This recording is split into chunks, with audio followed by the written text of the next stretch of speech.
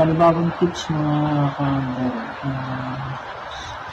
Ngayon, ano nga ba ang tamang pagkakabit ng scoop? So, maraming nagsasabi ng hindi lang yan.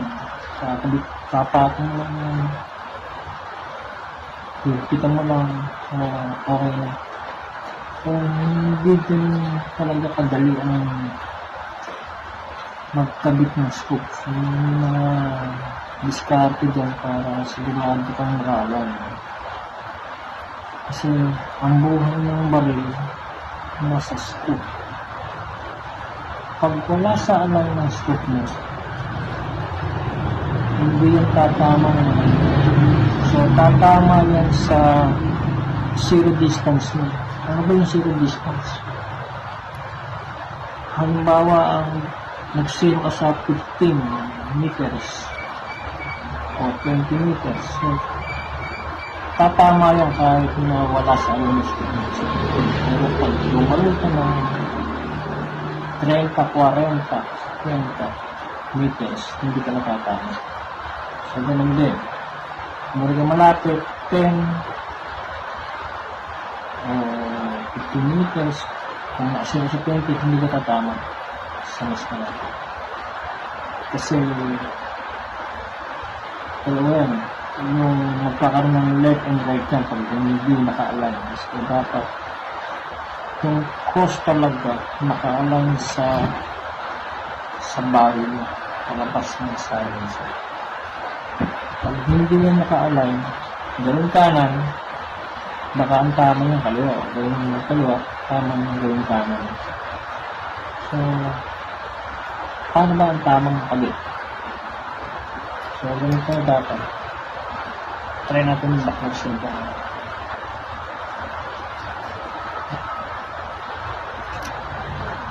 Sa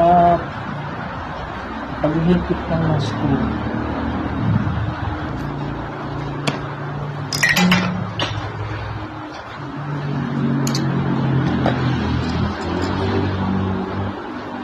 yan mga so nakatanggal. So ang base natin yung angles yung 1 piece. So kung 1 piece ang bracket mo, yan una yung ikabit yan kasi para ma-align ng ganda. So ang paghihigpit naman yan, so kailangan wag mo na masyadong higpit. So, dahan-dahan lang. Yung tayo lang ng kamay, walang persa. So, pag yung apat na yun nakikita mo, nang medyo walang persa, saka mo pa konti-konti higpitan lahat hanggang sa maging tight talaga ang higpit. Ang barrel na walang galaw-galaw at hindi gagalaw. So, yan, pag yun nakikita mo na, saka mo palang ipapatong yung scoop. So, patong yung scoop, saka magpatong yung bracket. So, napakasimple yun. Kahit sino alam mo, kahit bata alam mo kabit yan. Pero may mga technique dyan. Hindi basta-basta ang kabit yan. So, yun natin yung mga screw.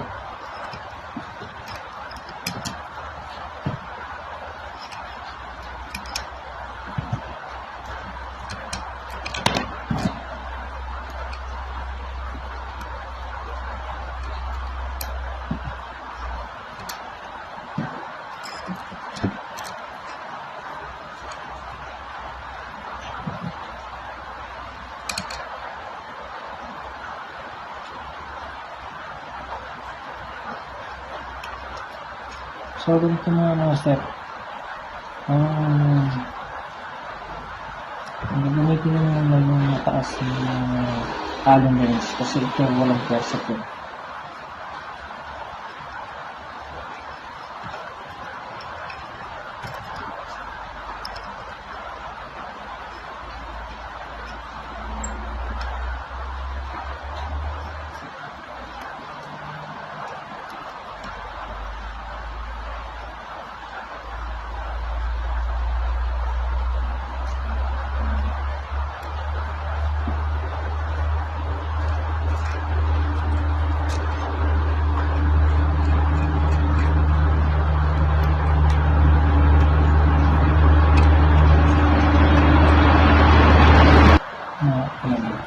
Ang luma na siya, medyo fade na.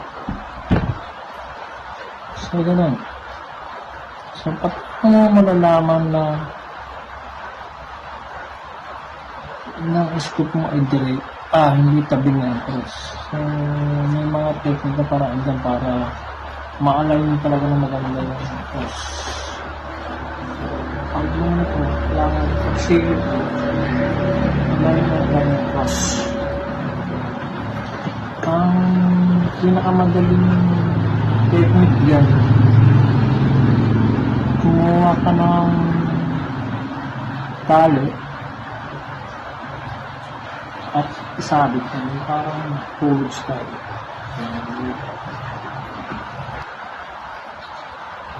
Katulad ng tawakan ka, itong tali na ito, ito makita, na may pabigat sa baba.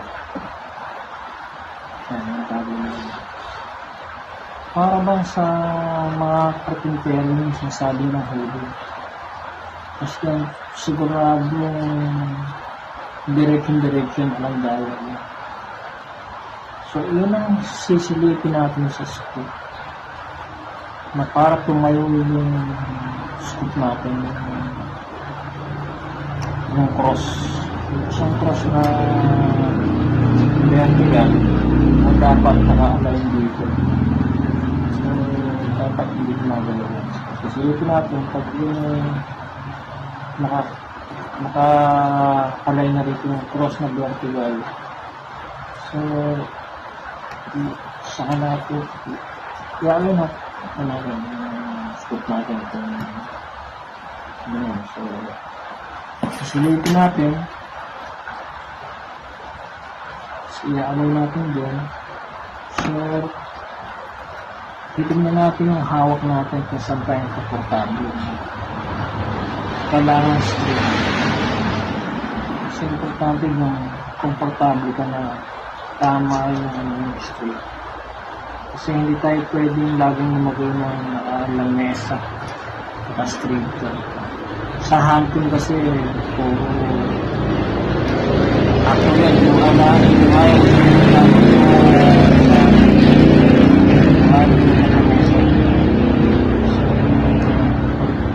ngayon mo komportable ka, bumikit ka, bumingad ka, kailangan straight ka, saka komportable.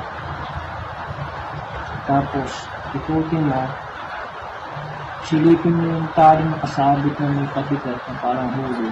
Pag naka-align na yung vertical na cross, so, okay na.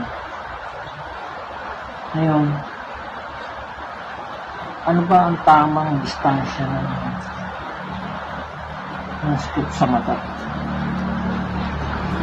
Iyan ang isang napakahalaga ng distansya sa mata mo ng scoop mo. Ang sikreto dyan, hawakan mo yung scoop mo, sumilip ka,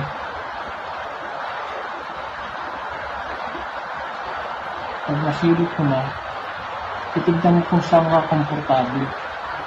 So, kung medyo ano pa, i-abante mo ang atras mo. Dapat, pag nakapikit ka, hawakan mo nakapikit ka, kailangan pagbilat mo, clear na yung buong mo. Pag hindi pa, i-adjust mo na.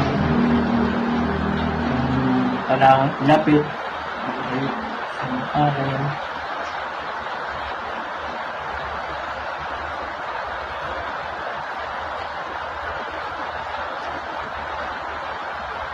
So, yun.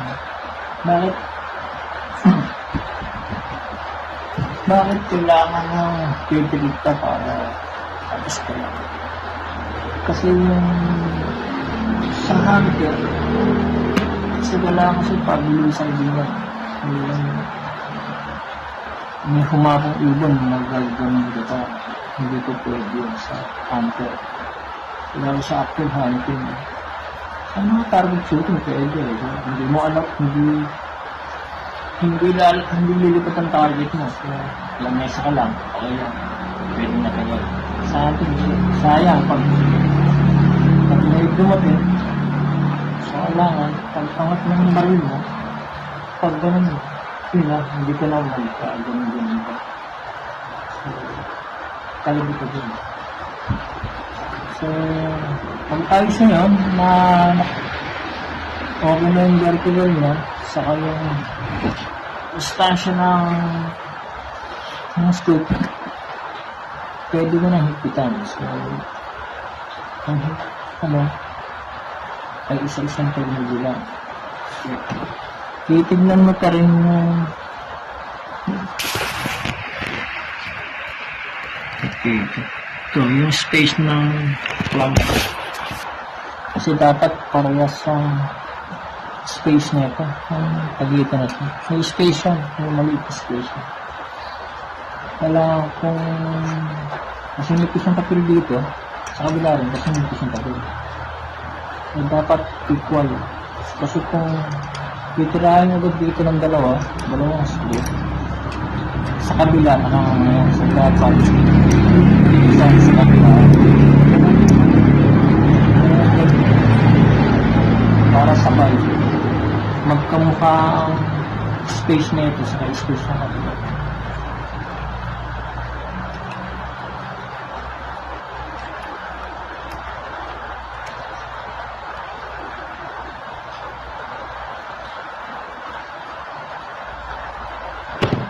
May mga counter, kung guys align ang scoop nyo at komportable na kayo sa distance ng scoop nyo, so mabilis at mabilis kapit yan pag ganun mo so napaka-importante yan. Kailangan yung nakakaramdam yung kamay mo na talagang ang baril mo straight, talagang straight talaga, vertical. So kung babaril mo dito, nagulid ka naman. Pag medyo malayo na, hindi ka natataan. At ang isang pinaka-security pa rin dyan, tips. Kailangan pag sumulit ka ng scoop, babaril ka, na makibukas yung dalawang mata mo. Kung makapansin mo sa mga video ko na pag bumalil ako, talagang dalawang mata ko nabukas. Mas masarap sumilip na bukas ang dalawang mata. So, wala rin daya. Napag-aaralan naman yun kung paano sumilip na bukas ang mata. Maganda mo lang. Pag bumalil ako sa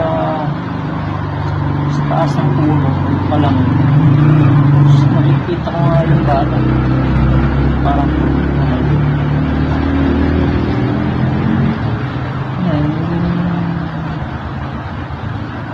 siguro iba, hindi lang dito. Pero ako nakikita. Yung iba, tinanong ko yung dito. Yung iba rin nakakita. So, ganun kaganto yung bukas ng dalawang mata. So, alam mo nangyayari sa paligid. Alam mo yung dinaro yung mata, tinanong mo yung dito. Ganun lang mga kampe. Try nyo rin.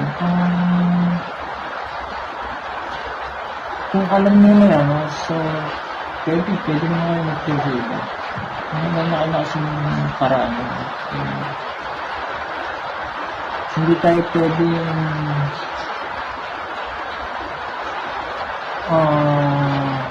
mag-improve ng baril kung ang sarili natin, hindi natin na-improve. So, sabay yan. Gusto mo mag-improve ang hunting mo, mag-improve ka ng baril, improve din ang sarili. Hindi pwede yung improve ang baril mo, wala ka na improve ka nga, wala ka din. Yun lang mga hunter sa susunod na vlog natin pag-balance ko.